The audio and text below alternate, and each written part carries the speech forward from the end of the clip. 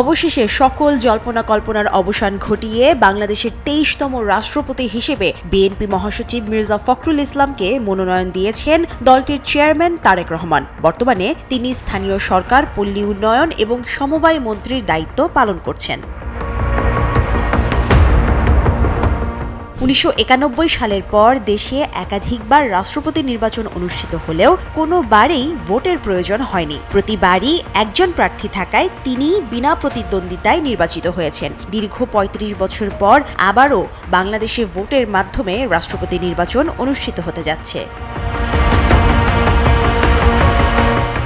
ঠাকুরগাঁও থেকে বঙ্গভবনে মির্জা ফখরুল ইসলাম আলমগীরের পথ এতটাও সহজ ছিল না। ক্ষমতাচ্যুত আওয়ামী লীগের দীর্ঘ শাসনামলে সবচাইতে বড় দল হিসেবে বারবার দমন, পীড়ন, নির্যাতন এবং বিপর্যয়ের মুখে পড়েছিল বাংলাদেশ জাতীয়তাবাদী দল বিএনপি। তুমুল জনপ্রিয়তার শীর্ষে থাকা এই দলকে রুখতে সব ধরনের প্রচেষ্টা করেছিল সাবেক ক্ষমতাচ্যুত প্রধানমন্ত্রী শেখ হাসিনা এবং তার দল আওয়ামী লীগ। নেতাকর্মীদের নামে মিথ্যা মামলা, জেল, জুলুম এবং নির্যাতন ছিল বিএনপির নিত্যদিনের সঙ্গী।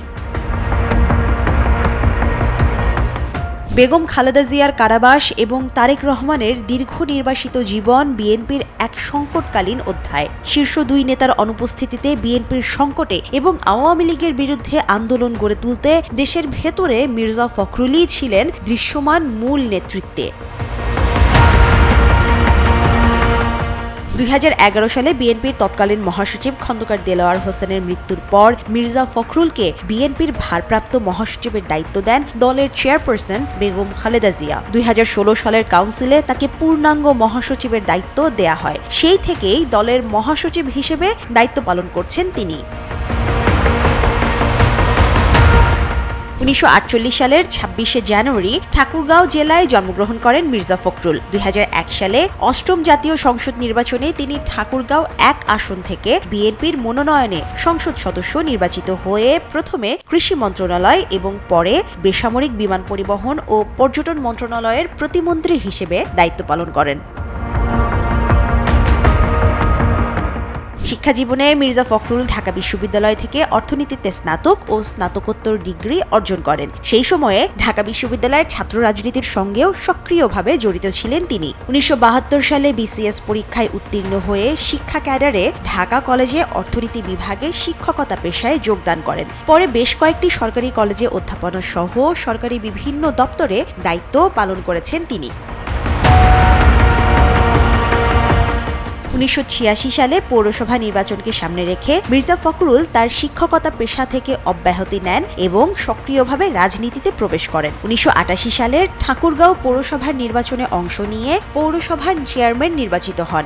জেনারেল এরশাদের সামরিক সরকারকে ক্ষমতাচ্যুত করতে যখন দেশব্যাপী আন্দোলন চলমান, তখন তিনি বাংলাদেশ জাতীয়তাবাদী দলে যোগদান করেন।